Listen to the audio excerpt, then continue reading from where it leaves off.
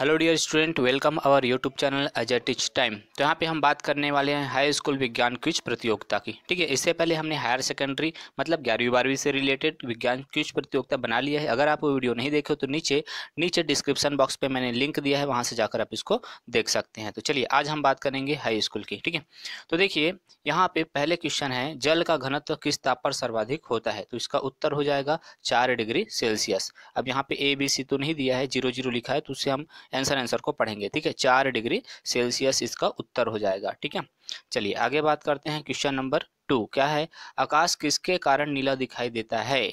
तो उत्तर होगा प्रकाश का प्रकीर्णन। लेकिन यहाँ पे प्रकाश का प्रकीर्णन तो नहीं है सर, तो इसका उत्तर क्या हो जाएगा? रेले प्रकीर्णन, क्योंकि प्रकाश के प्रकीर्णन को रेले नामक वैज्ञानिक ने दिया था, जिसके नाम पर भी आप इसको बोल सकते हो रेले प्रकीर्णन। ठीक है, चलिए आगे बात करते हैं। प्रश्न क्रमांक 3, नाभिकीय रिएक्टर में मंदक इसलिए प्रयोग किया जाता है कि यहाँ पे दिया गया है 4 ऑप्शन, तो 4 ऑप्शन में से कौन सा उत्तर हो जाएगा? वो क्या करता है? न्यूट्रॉन की चाल को मंद कर देता है। न्यूट्रॉन जिसको एन से दर्शाते हैं, तो न्यूट्रॉन की चाल को क्या कर देता है? स्लो कर देता है, धीरे कर देता है। चाल को वेग भी बोल सकते हो। ठीक है, तो ये होगा आपका, ये वाला बी नंबर का उत्तर होगा। ठीक है, चलिए आगे बात करते हैं। प्रश्न 4, अवरक्त किरणों की तरंग दैर्घ्य की कोटि कितनी होती है? तो यहाँ पर जो होगा 4 का आंसर हो जाएगा, वो हो जाएगा 5000 एंगस्ट्रॉम, ये होती है। ठीक है, चलिए आगे बात करें। प्रश्न क्रमांक 5, धन किरणों की खोज किसे की? पहले बता दूं प्यारे बच्चों, धन किरण किसको बोलते हैं? प्रोटॉन को धन किरण बोलते हैं। ठीक है, प्रोटॉन के ऊपर एक पॉजिटिव चार्ज इसलिए लगाया जाता है। ठीक है, तो प्रोटॉन को ही धन किरण बोला जाता है। ठीक है, आपने विज्ञान में पढ़े होंगे, कक्षा 10वीं में है, तो आपको पता होगा प्रोटॉन की खोज किसने की है। क्या आएगा इसका आंसर? वैसे सभी को पता होगा। तो प्रोटॉन या धन किरणों की खोज की है गोल्डस्टीन ने। किसने की है? गोल्डस्टीन ने की है। ठीक है, तो ए नंबर इसका उत्तर होगा। अगर आपके पेपर में आते हैं तो ऐसी आपको बनाने हैं। ठीक है, बिल्कुल भी गलत नहीं करने। विज्ञान क्विज प्रतियोगिता आपको कहां से कहां लेके जा सकती है, अगर अच्छा परफॉर्मेंस आप करते हो तो। ठीक है, साथ ही यदि चैनल पे नए होंगे तो चैनल को जरूर जरूर जरूर सब्सक्राइब करना, ताकि जो भी नोटिफिकेशन मिले आपके हेल्प के लिए, ये आपके बिल्कुल यूजफुल वीडियो यहाँ पे डालते हैं, तो इससे आपको भी फायदा होगा। चलिए अब आगे बात करें। यहीं पर देखो गोल्डस्टीन आएगा इसका उत्तर। अब इसके बारे में बता दूं, रदरफोर्ड भी दिया, लेकिन प्यारे बच्चों रदरफोर्ड ने किसकी खोज की थी? नाभिक की खोज की थी। ठीक है, उन्होंने नाभिक की खोज की थी। ठीक है, चलिए तो यहाँ पे कंफ्यूजन नहीं होंगे, ए नंबर उसका सही उत्तर होगा।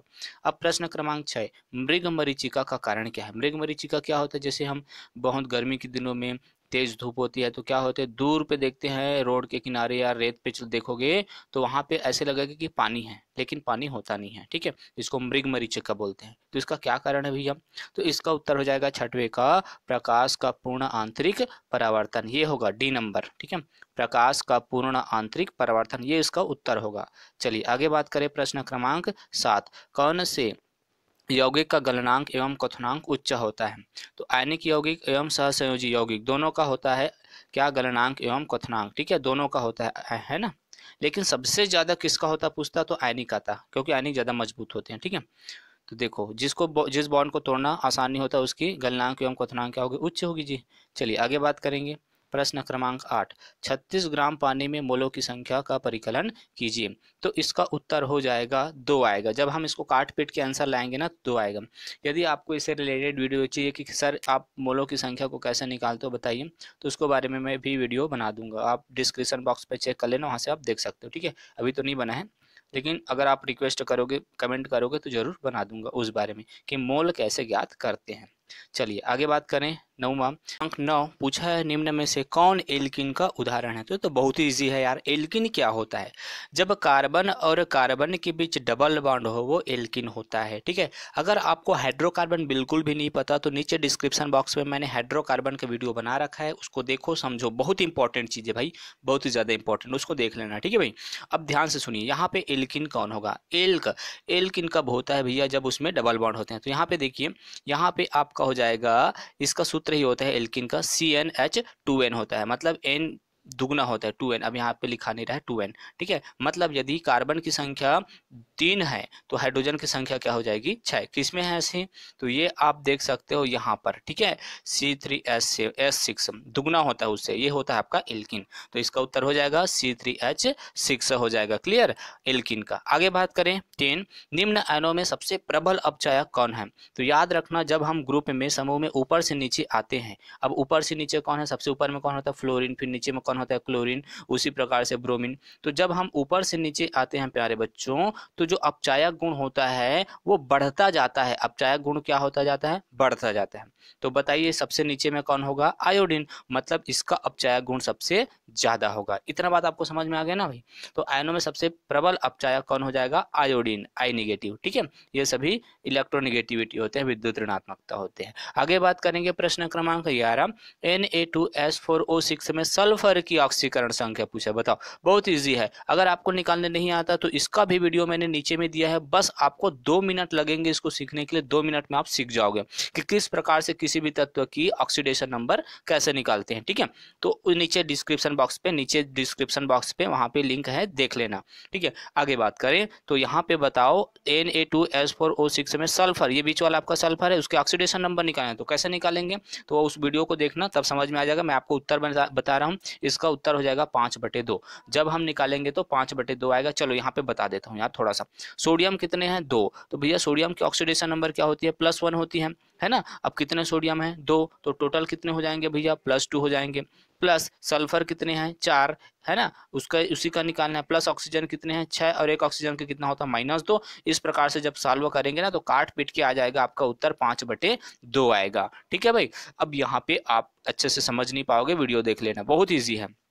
अब बात करते हैं प्रश्न क्रमांक 12 की। ठीक है, हमने प्रश्न क्रमांक 11 तक तो बना लिया, प्रश्न क्रमांक 12 की बात करते हैं। बोला गया है विलियमसन संश्लेषण निर्माण विधि है। तो भैया विलियमसन संश्लेषण कौन से किसका निर्माण करता है। ठीक है, ये 4 ऑप्शंस आपको दिए, किसका निर्माण करता है, तो याद रखना ईथर का। ये ईथर का निर्माण जो करता है उसको विलियमसन संश्लेषण बोलते हैं। ठीक है, ईथर का निर्माण करेगा। ईथर का सूत्र होता है ROR होता है। ठीक है, चलिए आगे बात करेंगे। प्रश्न क्रमांक 13 बोला गया है किस कोशिकांग को प्रोटीन की फैक्ट्री कहा जाता है। तो बहुत ही सरल है, राइबोसोम को प्रोटीन की फैक्ट्री कहा जाता है। बहुत इंपॉर्टेंट क्वेश्चन है, याद रखना, राइबोसोम को प्रोटीन की फैक्ट्री कहा जाता है। आगे बात करेंगे प्रश्न क्रमांक 14 की। पूछा है मानव शरीर में जल की लगभग मात्रा होती है। तो यहाँ पे अलग अलग चीज में अलग अलग दिया है, आप भी थोड़ा सा अपनी तरफ से आंसर ढूंढने का प्रयास करना। मैंने जब ढूंढा तो मेरे को लगा भैया 60% है। ठीक है, परसेंट में पूछा है तो 60% हमारे बॉडी में क्या होता है, वाटर होता है, जल होता है। ठीक है भाई, चलिए आगे बात करेंगे। 15 नंबर, मानव के लार में पाए जाने वाला एंजाइम है। तो कौन सा एंजाइम है, टाइलिन। ठीक है, टाइलिन इसका उत्तर होगा। मानव के लार में मतलब हम मानव हैं, हमारे लार में मतलब जीभ में लार होता है ना जी, उसमें जो होता है टाइलिन नामक एंजाइम होता है जो कि भोजन को पचाता है। ठीक है भाई, चलिए आगे बात करेंगे। 16 नंबर, विलाई किस अंग में पाया जाता है। तो छोटी आंत में पाया जाता है। विलाई कहाँ पाया जाएगा, छोटी आंत। ये सभी आपके बायोलॉजी से रिलेटेड क्वेश्चन है, ऊपर वाला केमिस्ट्री से था। आगे बात करें 17, मानव के हृदय में या मानव में हृदय धड़कन प्रति मिनट, तो 1 मिनट में कितना बार धड़कता है, 72 बार धड़कता है। बहुत ईजी क्वेश्चन। प्रश्न क्रमांक 18, मानव शरीर की सबसे लंबी हड्डी कौन सी हो जाएगी, तो ये हो जाएगी फीमर। फीमर जो कि हमारे जांघ में पाई जाता है, जांघ की हड्डी बहुत लंबी होती है भैया, फीमर याद रखना, बहुत इंपॉर्टेंट है फीमर। ठीक है, चलिए आगे बात करें। प्रश्न क्रमांक 19 पूछा है भारतीय जैव विविधता नियम किस वर्ष लागू हुआ। तो 2002 में वो ऐसे मतलब पारित हुआ था, लेकिन इसका उत्तर हो जाएगा कब लागू हुआ, तो 2003 में लागू हुआ। ठीक है, भारतीय जैव विविधता नियम कब लागू हुआ, 2003। आगे बात करें प्रश्न क्रमांक 20, विश्व पर्यावरण दिवस कब मनाया जाता है। तो बहुत ही सरल है, 5 जून को विश्व पर्यावरण दिवस मनाया जाता है। ठीक है, प्रश्न क्रमांक 21, स्मॉग क्या है। तो धुंध कोहरा को स्मॉग बोला जाता है। ठीक है, जो कि वातावरण के लिए ठीक नहीं है। आगे बात करें प्रश्न क्रमांक 22, ऊर्जा का उच्चतम स्रोत क्या है। तो सूर्य जो होता है ऊर्जा का उच्चतम स्रोत होता है, इससे बड़ा स्रोत और कोई नहीं है। आगे बात करें 23, हरित गृह गैसें जो ग्लोबल वार्मिंग के लिए जिम्मेदार है जो निम्न है। तो कार्बन डाइऑक्साइड CO2 जो होता है ग्लोबल वार्मिंग के लिए प्रमुख उत्तरदायी गैस है। ठीक है, आगे बात करेंगे प्रश्न क्रमांक 24, पृथ्वी से दिखाई देने वाला सबसे चमकीला ग्रह कौन सा है। तो शुक्र पृथ्वी से दिखाई देने वाला सबसे चमकीला ग्रह है। आपको खुली आंखों से ऐसे दिखाई नहीं देगा, उसके लिए थोड़ा दूरबीन लगता है। ठीक है भाई, उसमें दिखाई देगा। ठीक है, और सबसे चमकीला ग्रह होता है शुक्र। आगे बात करें 25 नंबर का सवाल है, क्या पूछा है, पारिस्थितिक तंत्र में उत्पादक किसे कहते हैं। तो बहुत ही सिंपल सा, उत्पादक जो अपना भोजन स्वयं बनाते हैं। हरे पेड़ पौधे अपना भोजन स्वयं बनाते हैं, बाकी नहीं बना पाते, तो इसका उत्तर हो जाएगा वही। ठीक है, आगे बात करेंगे प्रश्न क्रमांक 26, कौन सा जंतु जो आजीवन बिना पानी के जीवित रह सकता है। तो उत्तर कौन सा हो जाएगा, कंगारू। कंगारू जो होता है आजीवन बिना पानी के जीवित रह सकता है, इकलौता ऐसा जीव है। ठीक है, भगवान ने इसको स्पेशल कैरेक्टर दिया है। 27, कोविड-19 टेस्ट का नाम क्या है। तो ये तो सभी लोग को पता होगा, नहीं पता हो तो याद रखना भैया, RT-PCR। RT-PCR के द्वारा कोविड-19 का टेस्ट करा जाता है। ठीक है, आप लोग को बहुत से पता होगा। ठीक है, ये सभी नहीं होंगे बाकी। आगे बात करें प्रश्न क्रमांक 28, हाल ही में विश्व का पहला तैरता रिएक्टर किस देश ने बनाया? तो ये रूस ने बनाया। ठीक है, इसको और अपनी तरफ से ढूंढने का प्रयास करना, मेरे को तो रूस ही लगा। ठीक है, तो रूस। आगे बात करें उत्तर क्रमांक 29, छत्तीसगढ़ का पहला एथेनॉल प्लांट कहाँ स्थापित किया गया? तो इसका उत्तर हो जाएगा कवर्धा। एकदम एग्जैक्ट उत्तर है, कवर्धा पे यहाँ पे बनाया गया है। ठीक है, आगे बात करें, सबसे लास्ट क्वेश्चन है आपका जो कि है 30वां नंबर का, छत्तीसगढ़ के किस चिकित्सालय में पहला ऑक्सीजन प्लांट स्थापित किया गया? तो ये हो जाएगा आपका रायपुर। ठीक है, रायपुर शहर में पहला ऑक्सीजन प्लांट तैयार किया गया है। तो इस प्रकार के आपके सारे आंसर क्वेश्चन होते हैं पूरे। उम्मीद करता हूँ कि ये वीडियो आपके लिए हेल्पफुल रही होगी। फिर भी बोल देता हूँ, यदि चैनल पर नए होंगे तो चैनल को सब्सक्राइब कर देना और इसे अपने दोस्तों के साथ शेयर करना। ठीक है, तो थैंक्स फॉर वॉचिंग, मिलते हैं नेक्स्ट वीडियो में। Bye bye.